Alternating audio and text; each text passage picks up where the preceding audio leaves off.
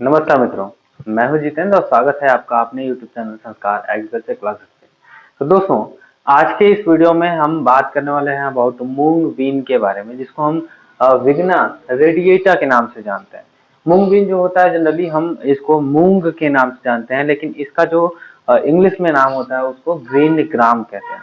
ठीक है, तो बात करते हैं इसके बॉटनिकल नेम विग्ना रेडिएटा। देन फैमिली इसकी जो होती है फैबेसी या लेग्यूमिनेसी होती है। लेग्यूमिनेसी में जो है कि इस फैमिली में जितने भी प्लांट्स आते हैं सारे सारे दलहनी प्लांट्स होते हैं, सारे दलहनी पौधे होते हैं, और जिसकी वजह से इनका जो है कि इकोनॉमिकल यूज बढ़ जाता है। देन इनमें एक खासियत ये भी होती है कि ये जो सॉइल होता है, सॉइल में नाइट्रोजन का फिक्सेशन करते हैं, और इसकी वजह से भी इनका इकोनॉमिक इंपॉर्टेंस काफी बढ़ जाता है।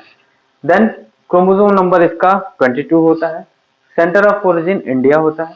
देन मोड ऑफ पॉलिनेशन इसमें सेल्फ पॉलिनेशन देखने को मिलता है। सेल्फ पॉलिनेशन जनरली क्या होता है, इसके बारे में मैंने बताया था कि जो अगर 95% या फिर इससे ज्यादा अगर सेम फ्लावर का पॉलन जो है कि सेम फ्लावर के स्टिग्मा को पॉलिनेट करता है, तब ऐसे क्रॉप्स को हम सेल्फ पॉलिनेशन कहते हैं।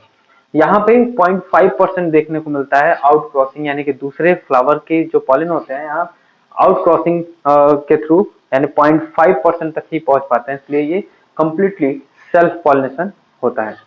देन वाइल्ड स्पेसीज इसका जो होता है विग्ना एंगुलैरिस वैरायटी होती है, जो कि वाइल्ड स्पेसीज के नाम से इसकी कॉमनली फेमस है। अब हम बात करते हैं इसके फ्लावर बायोलॉजी के बारे में। फ्लावर बायोलॉजी क्या होता है, तो इसकी जो एक्सिलरी इसकी जो रेसीम होती है वो एक्सिलरी होती है, यानी एक्साइल होता है।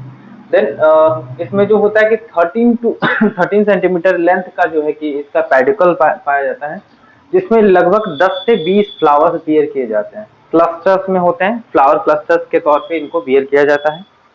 देन इनकी कोरोला की बात करें तो इनकी कोरोला जो होती है वो येलो कलर की और पैपिलोनेसियस होती है, यानी कि तितली के आकार का जो है कि इसकी कोरोला पाई जाती है।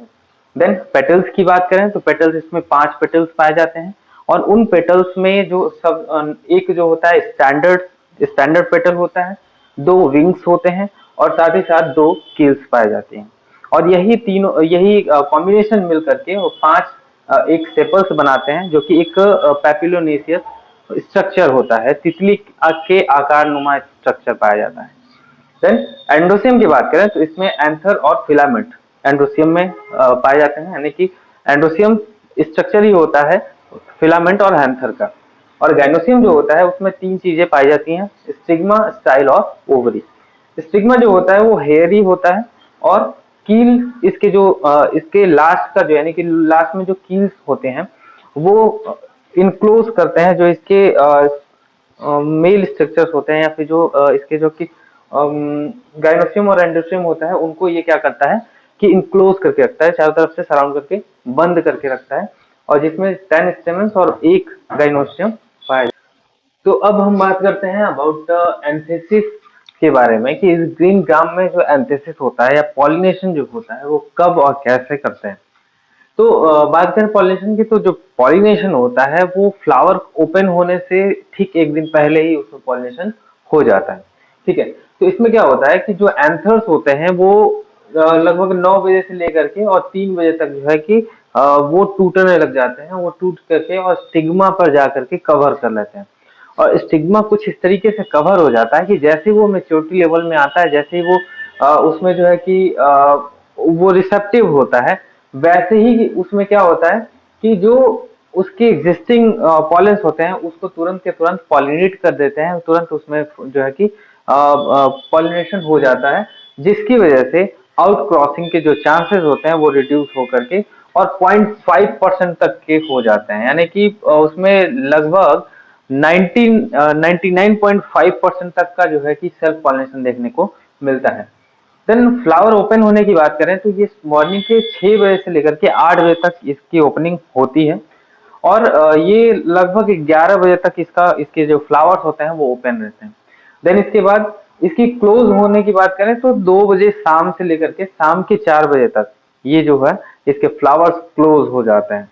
तो इसके बाद भी इसमें पॉलिनेशन होने के चांसेस खत्म हो जाते हैं। देन पॉलिनेशन की बात करें तो पॉलिनेशन इसकी जस्ट बड स्टेज में ही इसकी पॉलिनेशन पॉसिबल होती है।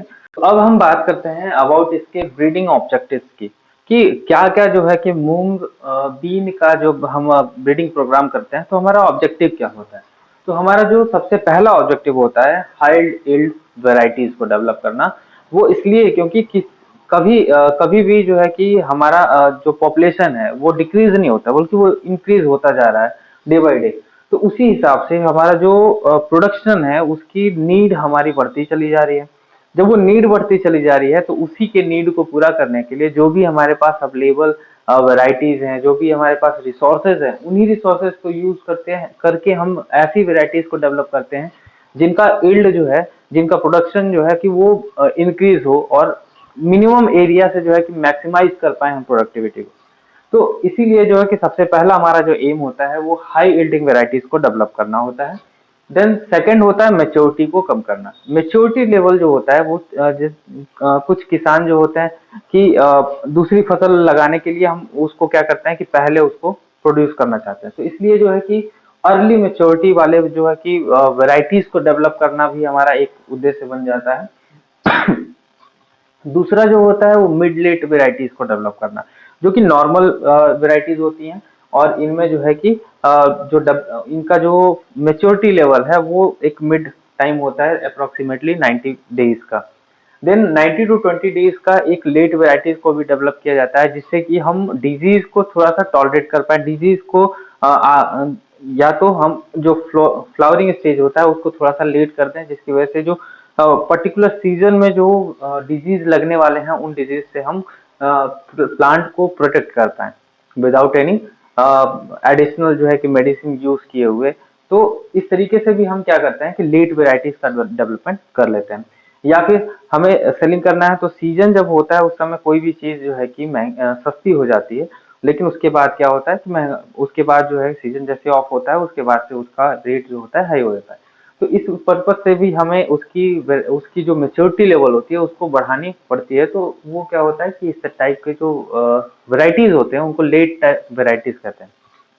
देन एडाप्टेशन की बात करते हैं।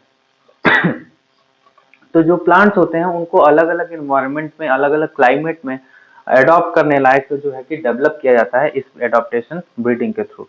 ये हमारा जो है कि ब्रीडिंग का एक ऑब्जेक्टिव होता है जिसमें हम अलग अलग लोकेशंस में भी इसको अडॉप्ट कराते हैं। Then resistance to shattering. Shattering क्या होता है? सैटरिंग जो होता है जनरली इसके जो फ्रूट होते हैं या इसके जो पॉड होते हैं, पॉड का पकने के मेच्योरिटी के बाद क्या होता है कि वो सैटर हो जाते हैं यानी कि फट जाते हैं और फटने के बाद इसके जो सीड होते हैं वो चारों तरफ बिखर जाते हैं। तो दैट इज सैटरिंग। तो उसी सैटरिंग को प्रिवेंट करने के लिए, उसी सैटरिंग को रेजिस्ट करने के लिए, ताकि वो मेच्योरिटी के बाद भी जो है कि इसके पॉड उसके प्लांट से जो है कि वैसे ही लगे रहें ताकि हमारा जो लॉस है वो मिनिमाइज हो सके।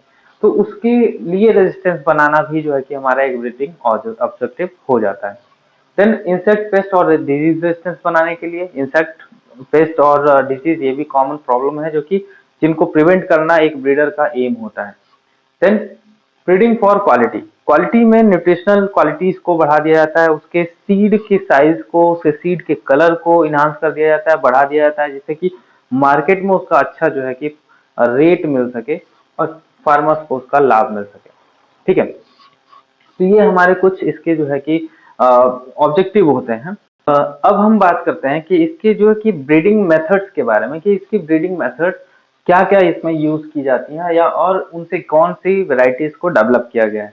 तो सबसे पहले हमारे पास जो वेराइटीज है वो इंट्रोडक्शन। इंट्रोडक्शन के थ्रू जो है कि हम क्या करते हैं कि किसी दूसरे रीजन से और वेराइटीज को ला करके किसी दूसरे रीजन में हम कल्टीवेट करते हैं और वहां पे उसको कल्टीवेट होने लायक, उस एनवायरमेंट में कल्टीवेट होने लायक बना देते हैं। तो that is the introduction. Introduction में क्या करते हैं कि किसी नए जगह से, किसी नए लोकेशन से प्लांट्स को ला करके किसी दूसरे रीजन में कल्टीवेट करते हैं। तो इस तरीके से पूसा बैसाखी जो है ऐसी वैरायटी है जो कि इंट्रोडक्शन के थ्रू लाई गई है। देन प्योर लाइन सिलेक्शन की बात करें तो प्योर लाइन सिलेक्शन के थ्रू जो है कि CO1 वैरायटी को जो है कि हमने जो है कि डेवलप किया है। देन हाइब्रिडेशन और सिलेक्शन की बात करें तो इसमें दो तरीके से हाइब्रिडेशन करते हैं, एक तो होता है इंटरवैराइटल और दूसरा होता है इंटरस्पेसिफिक। इंटरवैराइटल में दो वैरायटीज के बीच में क्रॉस कराया जाता है जबकि इंटर स्पेसिफिक में दो अलग अलग स्पीसीज के बीच में क्रॉस कराया जाता है। देन म्यूटेशन ब्रीडिंग की बात करें तो म्यूटेशन ब्रीडिंग में CO4 जो है कि CO1 वैरायटी का जो है कि म्यूटेंट है और इस तरीके से इसको डेवलप किया गया है, यानी कि CO1 का जो है कि म्यूटेशन होकर के और CO4 का डेवलपमेंट हुआ है। देन एम्ब्रियो कल्चर की बात करें तो एम्ब्रियो कल्चर में ग्रीन ग्राम और ब्लैक ग्राम का क्रॉस करा करके डेवलप किया जाता है। तो ये कुछ इसके फैक्ट्स थे। और अगर आपको चैनल के वीडियोस पसंद आते हैं, हमारा जो है कि मटेरियल समझ में आता है, तो आप वीडियो को लाइक करें, शेयर करें और चैनल को सब्सक्राइब करें। मिलते हैं एक नए वीडियो में नए टॉपिक के साथ, तब तक के लिए जय हिंद।